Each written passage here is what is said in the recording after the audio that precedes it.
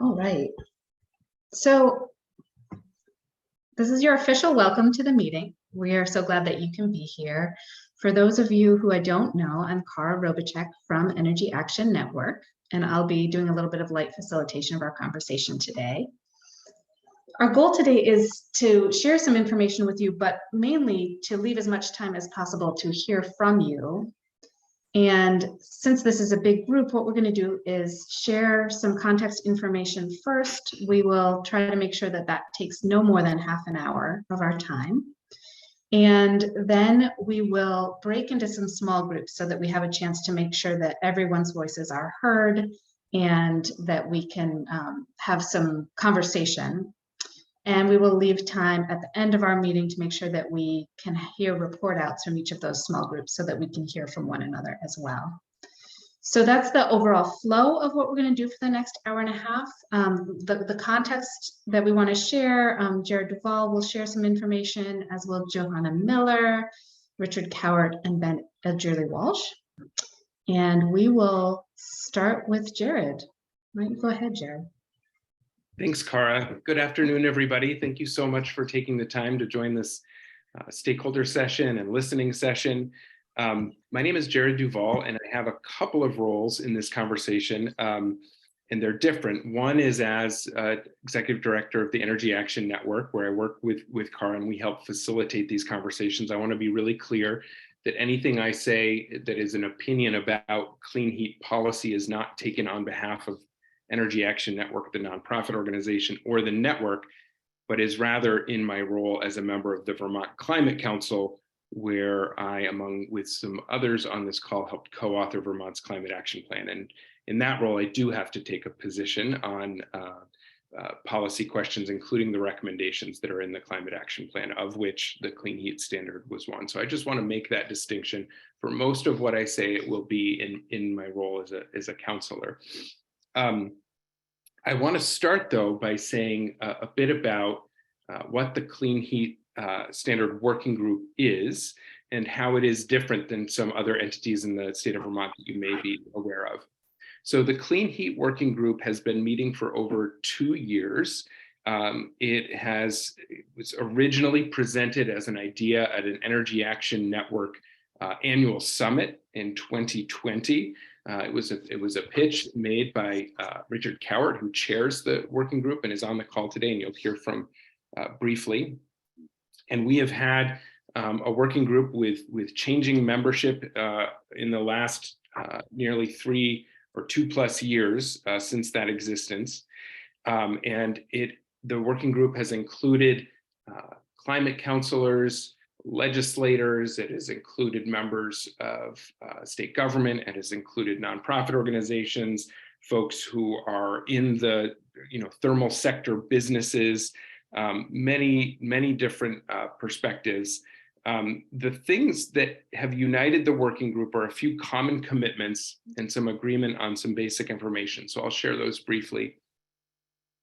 One is a commitment that we meet Vermont's legal requirement, and many of us believe moral responsibility, to reduce Vermont's climate pollution in line with the requirements established in the Global Warming Solutions Act. And that's especially true for those of us who have a legal charge to achieve that as appointees to the Vermont Climate Council.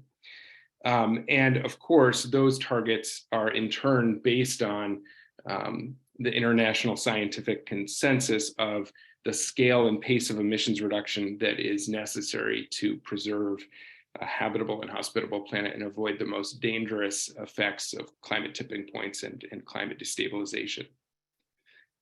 The thermal sector, also known in the Vermont Greenhouse Gas Emissions Inventory as the residential, commercial, and industrial fuel use sector, is responsible for over a third. As of the latest Vermont Greenhouse Gas Inventory, 34% of Vermont's greenhouse gas emissions. So we know that that is a major area of focus that's needed to meet those requirements. But the other thing that is a major commitment of this group that I think is really important to note is that it is not just about emissions reduction. It is about advancing cost-effective, equitable, and practical solutions. And I think one of the things that has given so much energy and excitement to this group over the past couple of years is that we know, given the high cost and the price volatility of most fossil heating fuels, that a successful strategy in this sector has a major opportunity to reduce energy cost burdens for Vermonters, especially low and moderate income Vermonters. This group has been focused on, as I said, the thermal sector, or the residential, commercial, and industrial fuel use sector. We see that as a significant challenge, perhaps the most challenging sector to decarbonize, because of some of the unique variables at play in Vermont, including an older than average building stock, including the number of long-lived fossil-fueled boilers and furnaces that exists, and you know, so that's another component of the thinking. So I just, in closing, before I pass it over to Johanna Miller, I want to note that the Clean Heat Working Group is not a decision-making body. It is a voluntary gathering of people who are individually committed to learning from each other and from others, to conducting careful research and analysis, and as individuals, again, not on behalf of the network or the working group, but as individuals working to advance what each of the members of the group see as effective and practical clean heat policy that cuts climate pollution and equitably reduces energy costs. So these informational input sessions, these, whatever we call them, stakeholder sessions, listening sessions, I think all of those apply, are designed to share some information, and also, more importantly, for this group who's been having those conversations, to listen to others who haven't been part of that working group. I'll also just say that we believe that the best work, both in our group and in these conversations, happens when we are curious, open-minded, humble, civil, collaborative, and constructive. Finally, a reminder that decision makers on clean heat policy are entities such as the legislature, the governor, and the Vermont Climate Council. While legislators, state staff, and climate counselors have participated in the Clean Heat Working Group deliberations, formal public process and formal decision-making happens in other venues than the one that is here. And those include legislative hearings and climate council meetings. So this is additionally, this is an additional opportunity just for the working group in an informal way. But of course, we know that many folks on this call will also participate more formally in legislative hearings and in other venues. So with that, I'm going to pass it over to Johanna Miller, the Climate Energy Program Director for Vermont Natural Resources Council and a member of the Vermont Climate Council, to talk about why a clean heat standard was originally proposed. Thanks, Jared, and thank you all for joining us today. Good to see many of you. Wish we were in person. But we're cutting carbon by connecting this way. So look forward to hearing from many of you all. But yeah, just to, again, contextualize and reaffirm, I think likely what we all know is that the Global Warming Solutions Act turned the state's long-held pollution reduction goals into requirements through the Global Warming Solutions Act in 2020, establishing legally mandated pollution reduction requirements, including a 40% reduction in statewide greenhouse gas emissions by 2030. And the Clean Heat Standard is the primary tool that was recommended by the Vermont Climate Council to reduce climate pollution from the thermal sector, which arguably, with the second oldest housing stock in the nation, is, as Jared noted, and I think many of us are likely aware, is probably our most challenging sector.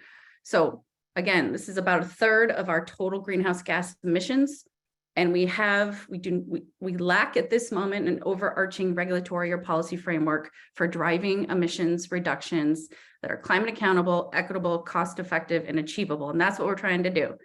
The Clean Heat Standard is a performance standard that the Climate Council identified as a tool to do that. It's an effective and tested strategy for reducing emissions at scale and pace. Other jurisdictions have enabled a performance standard like this in the transportation sector, including California, Oregon, Washington. So performance standards can be designed to deliver on maximizing cost effectiveness, delivering on equity outcomes and goals, because it's a market-based program. So that's what we're here to discuss with you today, is how do we design a clean heat standard to begin to ratchet down emissions in our thermal sector in a way that delivers on outcomes that we want to accrue, which is, again, doing our part on climate, reducing emissions, and moving people, Vermonters, off of imported price volatile fossil fuels. So again, the Clean Heat Standard is the most significant emission reduction component of the Climate Action Plan. People may be well aware, it's very important to celebrate that yesterday, the Agency of Natural Resources advanced rules, the Advanced Clean Cars and Advanced Clean Trucks rules, that will begin to help transform Vermont's transportation sector in rural Vermont. Those rules are incredibly important, and yet the Clean Heat Standard will be designed and is intended to deliver more than twice the greenhouse gas emission benefit than those rules. So we have progress to make. This is a really important tool. And importantly, analysis done for the Vermont Climate Council showed that a well-designed clean heat standard has the potential to cut heating costs for Vermonters by about $2 billion as a result of the activity that would take place under the Clean Heat Standard between now and 2030. That's because the strategies that the Clean Heat Standard would deploy, incentivizing things like weatherization, utilization of heat pumps, advanced wood heating, et cetera, are going to keep more of our energy dollars in state. So that's going to lead to cost savings for Vermonters, again, estimated about $2 billion net savings. So, and that's really important, as you know, many Vermonters are struggling in this moment. And so designing a clean heat standard to deliver on those outcomes is really important. That's the conversation we're going to have to do with you. Anyway, it's really important and exciting, and I'm very much looking forward to the conversation, and I'm going to turn it back to you all to frame it out a little bit more before we break into small groups.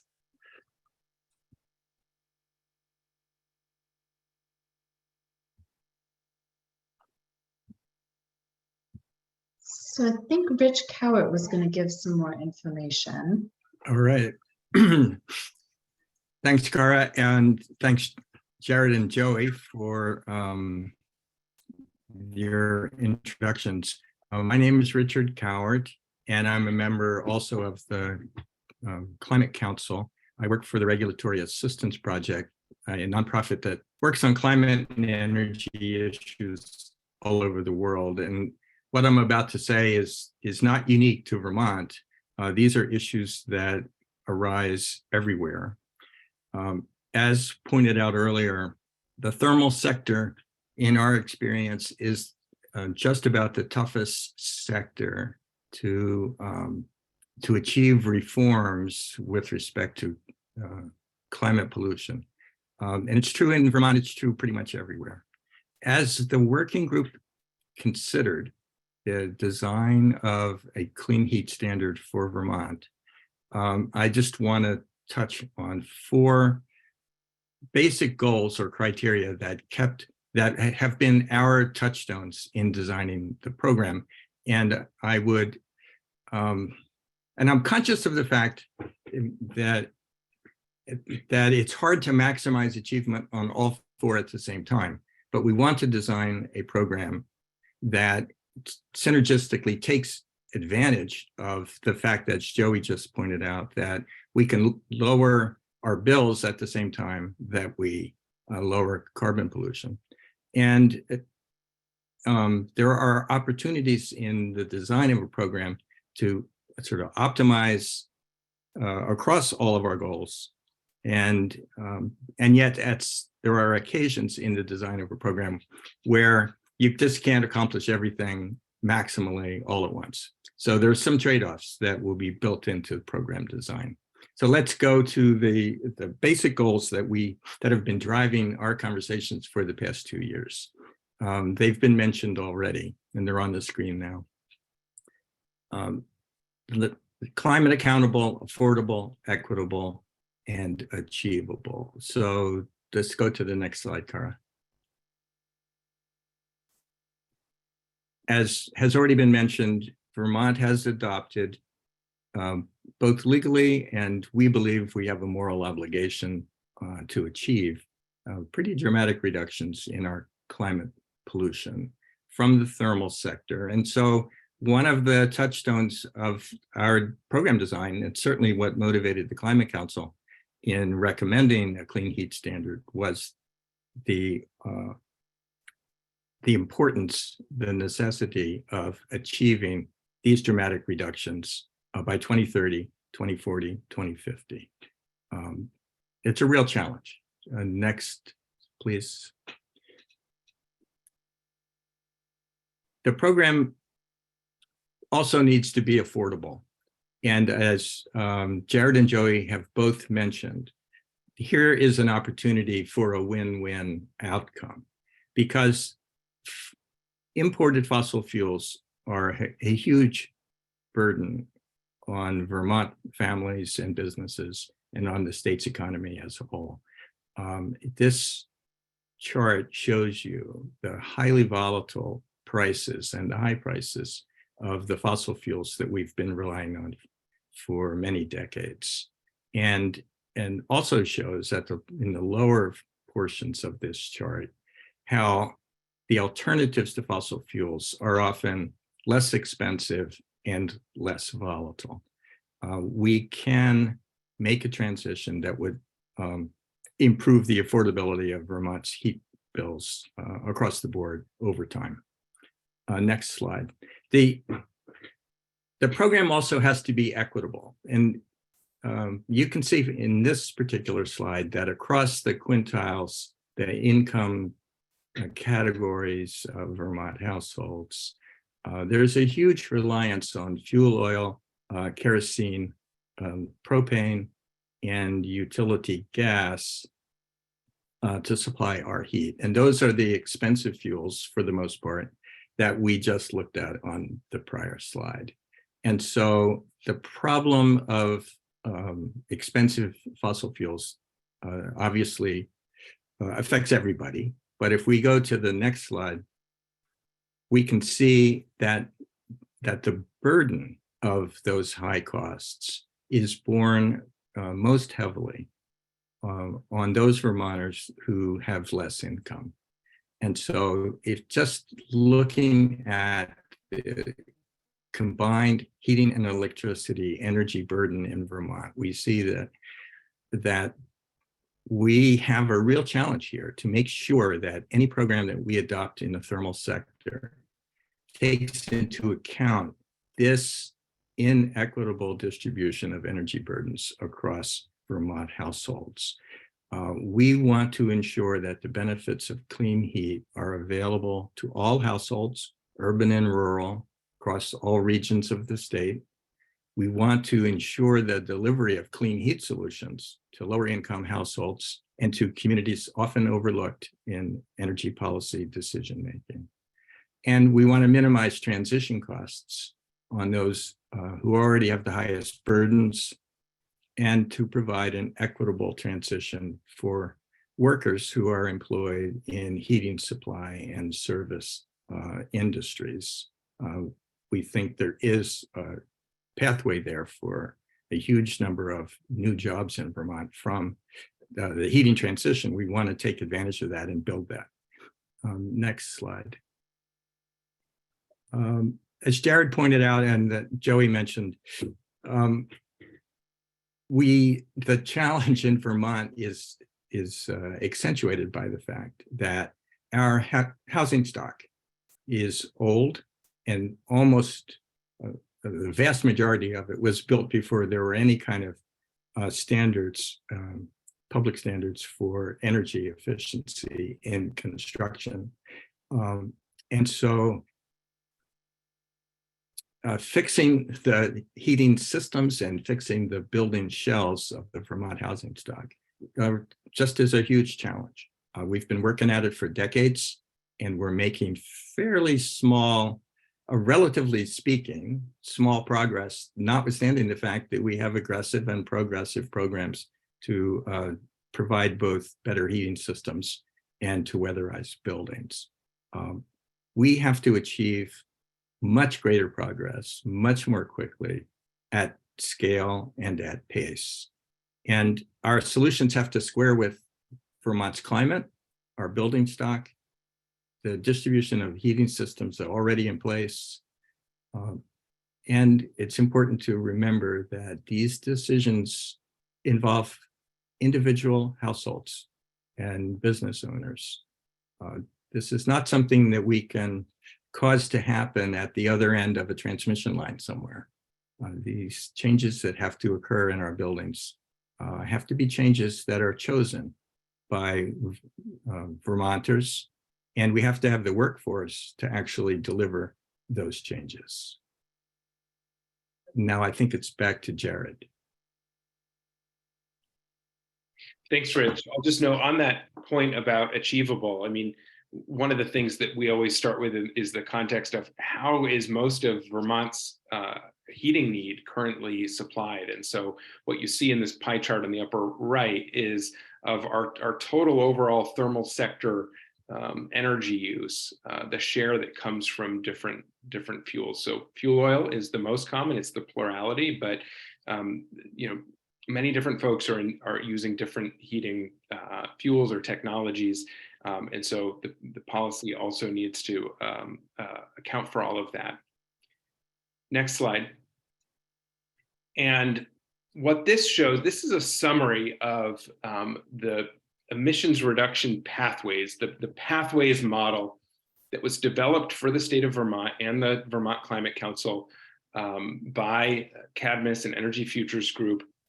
And what it attempts to show is the scale and pace of activity that will be required to meet the Global Warming Solutions Act requirements, given our best understanding of available supply, technologies, et cetera. And so what you see in the orange is the thermal sector strategies that were mapped out in the Climate Council pathways. The most significant emissions reduction strategy for the thermal sector is heat pumps displacing fossil fuel heating. Weatherization is the next most significant strategy, heat pump water heaters after that. But given the scale of what we need to do and the diversity of, again, the building stock and the different heating sources that people already have and the need for backup heat in our climate, we recognize that there is no one single silver bullet solution, and that there will be instances where ground source heat pumps or advanced wood heat or biofuels that are truly better on a life cycle emissions basis than fossil fuels, no biofuels that are more polluting. There may be instances, and the only way the council and the modeling for the pathways could get meeting these requirements to add up is to have some level of all of them, even if the primary strategies for the thermal sector are electrification via heat pumps and weatherization. But that is not meant to be exclusively so, at least in terms of what the Climate Council put forward in the Climate Action Plan. Next slide. And then this just came up at yesterday. We're doing 3 of these sessions. We had one in person yesterday, and it became clear that there was a component of the conversation around clean heat that was really not well understood, I think, last year and still currently. There was some information that existed where people were saying that all biofuels would be eligible for the clean heat standard. And I want to be really clear, that is in no way, shape, or form true. What the clean heat standard is based on, as proposed, is that the value of a clean heat credit is directly proportional to the amount of life cycle emissions reduction that fuel or that clean heat measure provides.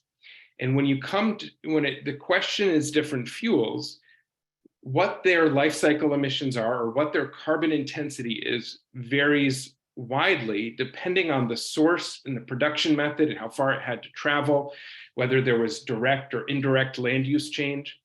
And so the states that have set up policies like these assign a carbon intensity value, assign life cycle emissions to every eligible, to every fuel and other measures.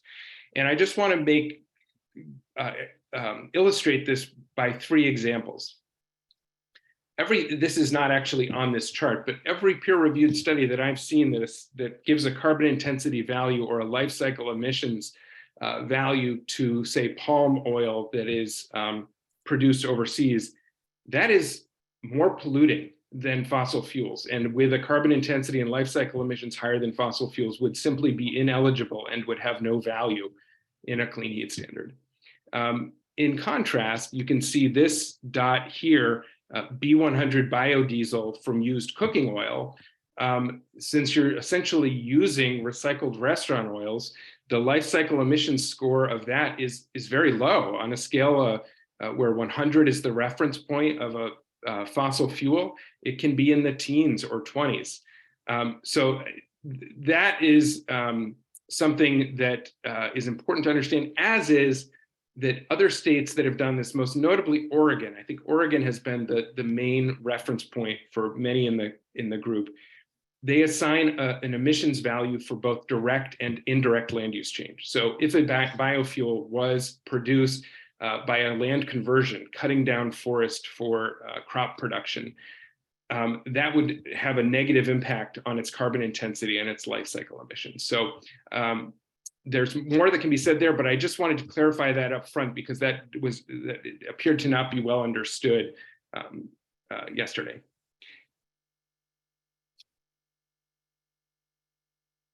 And I think with that, it's time to pass it over to Ben for a description of last year's bill and some of the new possible revisions that people are discussing. Sounds good. So I will make this relatively quick because I'm sure most, if not everyone on this phone are familiar with the bill that was considered, passed, and vetoed this past legislative session. But I did want to just describe the structure of it in a little bit of detail, make a few kind of key notes about how it would operate, and then note at a high level some of the improvements that are being considered at this point, prior to the coming legislative session. So at the highest level, the way I would describe a clean heat standard is, for the first time ever, an entire energy sector, in this case, of course, the thermal sector, in Vermont will have an overarching policy that will require the actors in that sector to actually get to Vermont's legal requirements for greenhouse gas reductions in that sector. In this instance, it puts a requirement and obligation on fuel companies that it will be a mix of companies that import fuels, sort of larger wholesalers, and some smaller companies in Vermont if they're the first sort of importer of the fuel. And basically it says to those companies, the fuel you're selling is what's causing the carbon pollution in the thermal sector, and you have an obligation to achieve reductions proportional to how much of the carbon pollution in the thermal sector you are causing. Or the fuels you are selling are causing. And so, a very large company that's selling a whole lot of fuel would have to do more, a smaller company would have to do less. And that would be tracked through clean heat credits. So a clean heat credit is basically a way of tracking and putting a value on the carbon reductions that would come from a clean heat measure by anything in the thermal sector that reduces greenhouse gas emissions. So it could be weatherization, it could be the installation of a heat pump, it could be the sale of biofuel in place of fossil fuel. So because this is about the reductions that are achieved, if you are attempting to do something in the thermal sector that would not reduce emissions, like as Jared mentioned, selling a biofuel that increases life cycle greenhouse gas emissions, you would not in fact gain any credit, and there would be no value to you in doing that. It's important to note that the structure of the clean heat standard that was introduced or that was considered last year or last session earlier this year would require that Vermont meet the emission reduction requirements, the 40% by 2030 and 80% by 2050, both in terms of the emissions inventory that ANR does every year. That is more at the burner tip, and on a life cycle basis. And then the clean heat credits would be awarded on the basis of the life cycle emissions reductions, which is a really important principle that is really central to this bill. One last note on clean heat credits, or one or two, and then just a few other sort of features of this policy that I want to make sure everyone's aware of. The clean heat credit, again, it's a method of tracking the emissions reductions that are achieved. It's also a way of incentivizing, because there'd be a market for those, there'd be a value attached to them. And if you are installing a heat pump, you could use that value to reduce the cost of that heat pump, or the cost of that weatherization, or the cost of that measure of any kind to the end user. So it's a way of getting incentives there. Similar to renewable energy credits in the electric sector, tracking and incentivizing is really the purpose of those clean heat credits. It's a little bit different in that in most instances, and the significant majority of instances in the clean heat standard, these measures would actually in fact be delivered physically to the end user. The weatherization would have to happen in your home.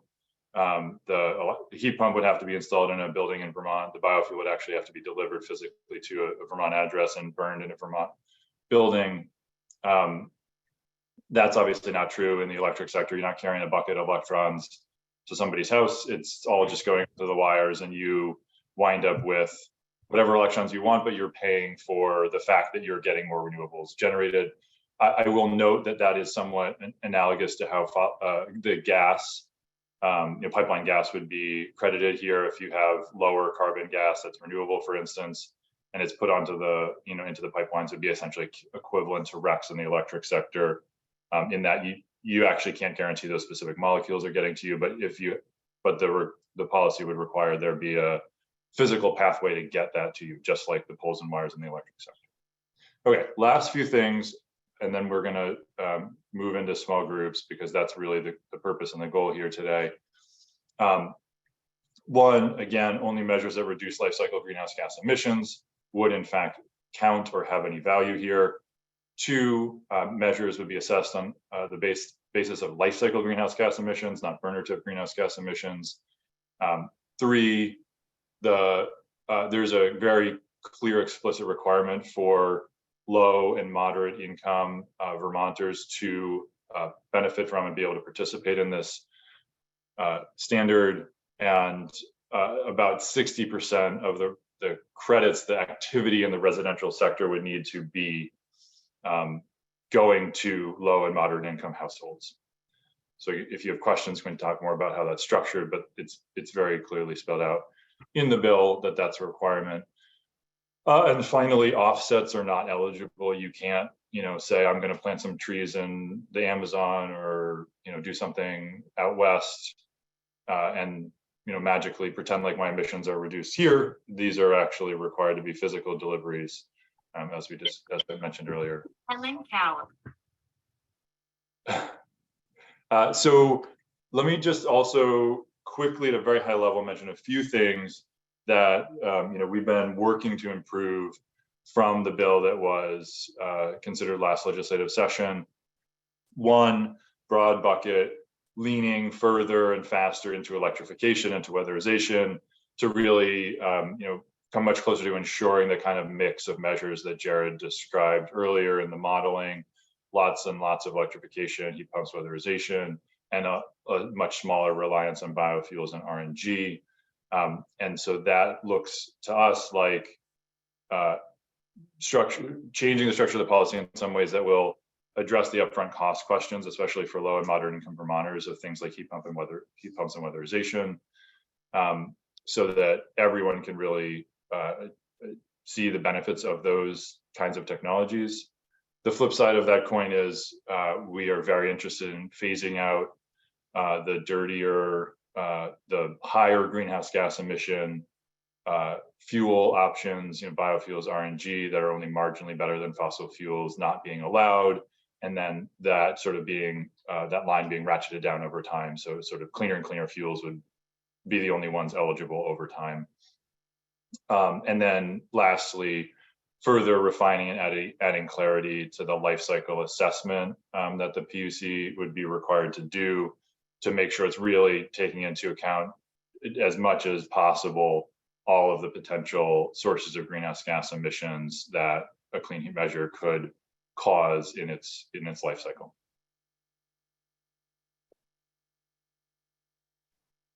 Thank you, Ben.